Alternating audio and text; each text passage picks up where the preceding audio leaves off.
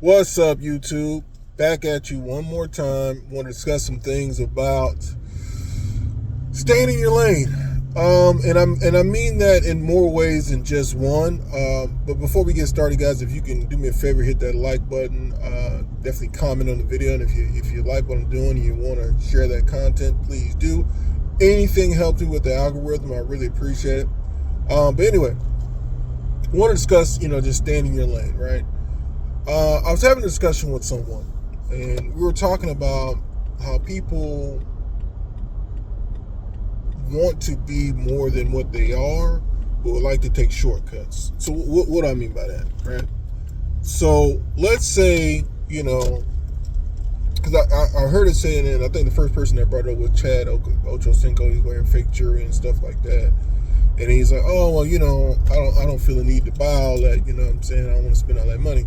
And my beef with that was, instead of Chad, if he disagreed with spending the money so much, why you just didn't wear the stuff? Like, you could have had something a lot simpler, like, something, clean and simple.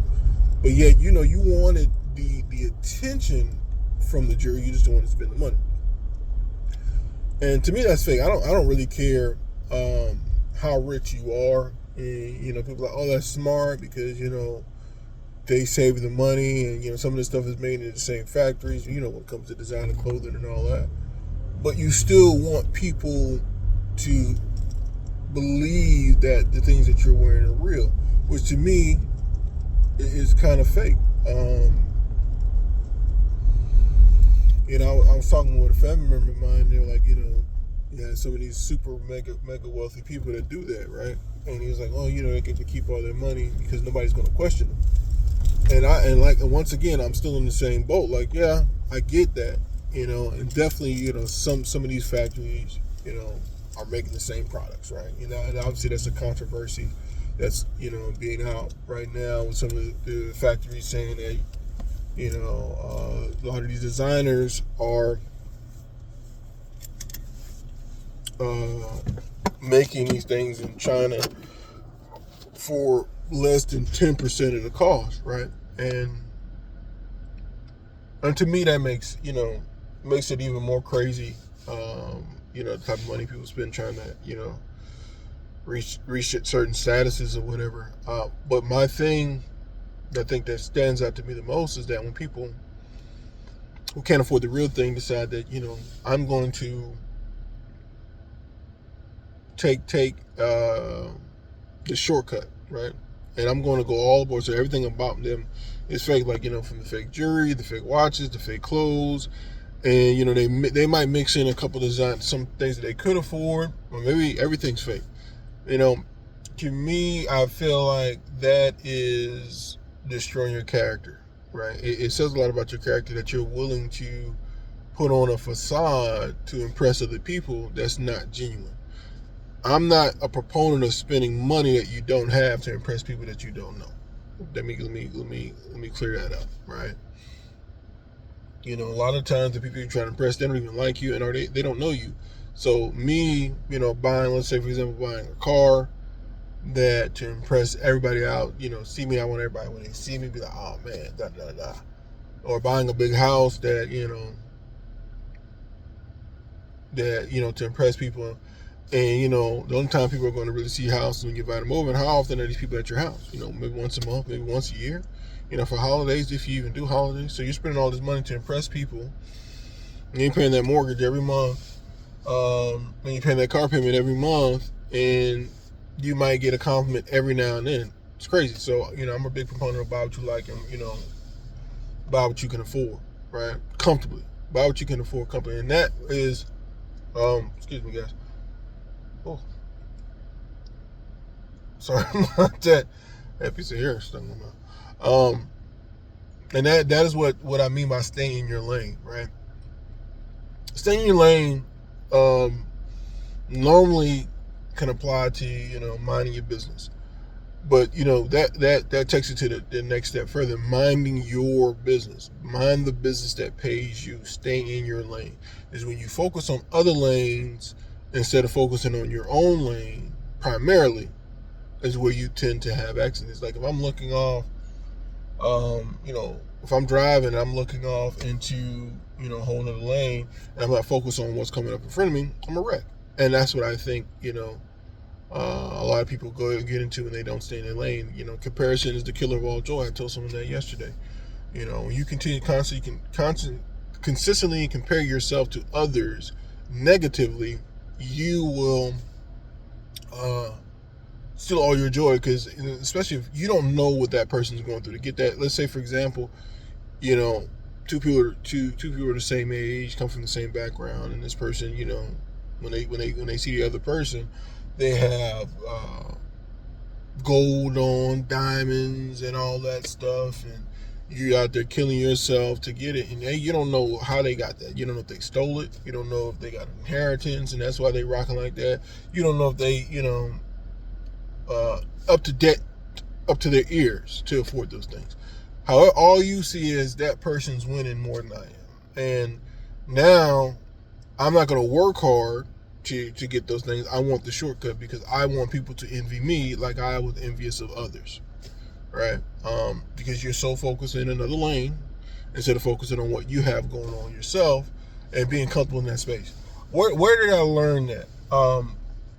I think sometimes in smaller areas, it can be, like medium cities, medium to medium to small cities. That's where I think the envious thing comes out the most.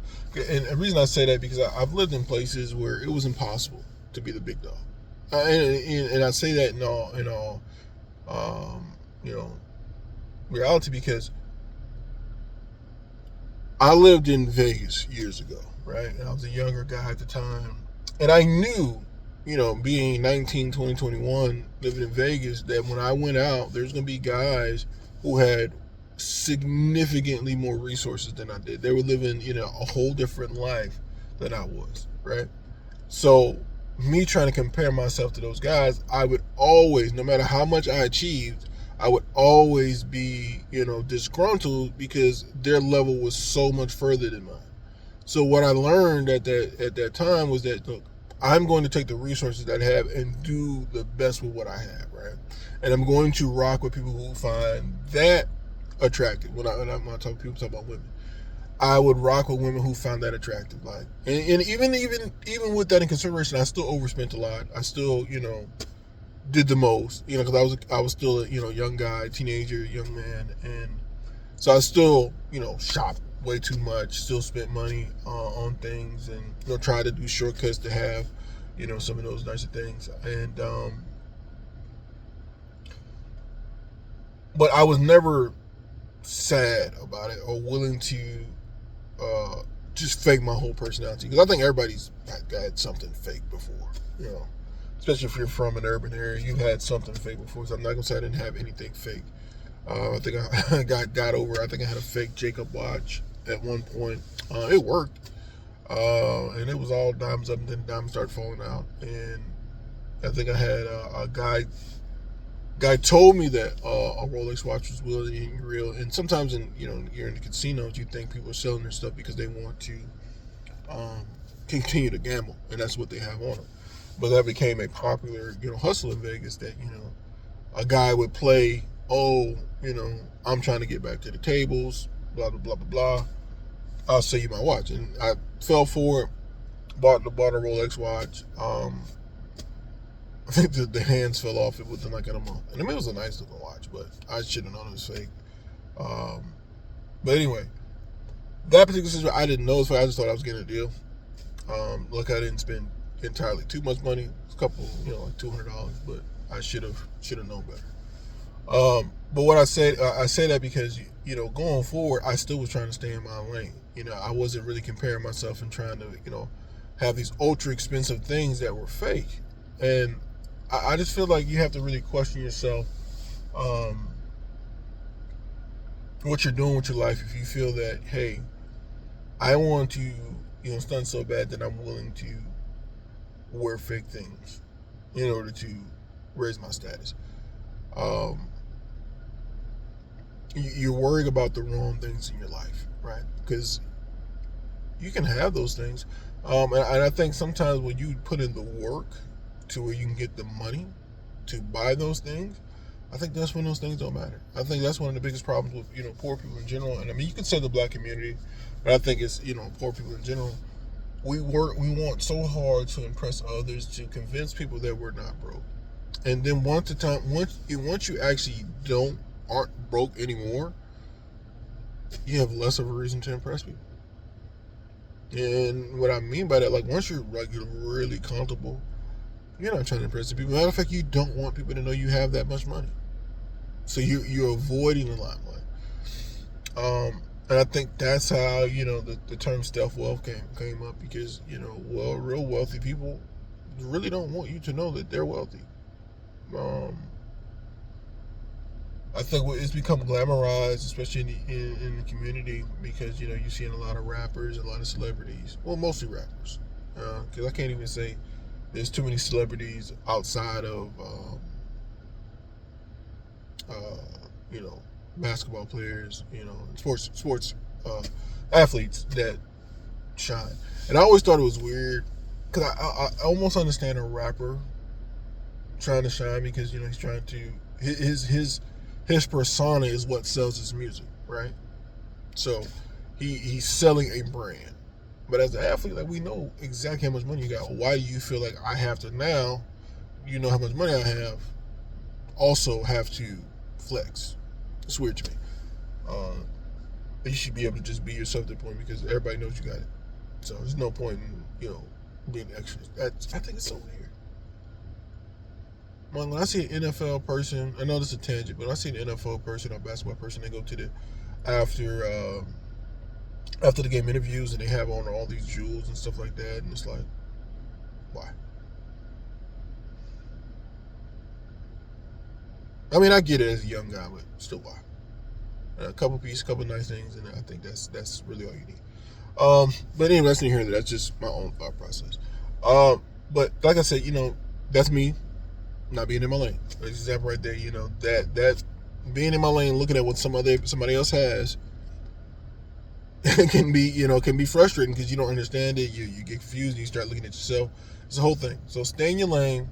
Work with the things that you work on, the level that you're already on. Work with inside that level. If you're not comfortable in that level, then work to go to the next level.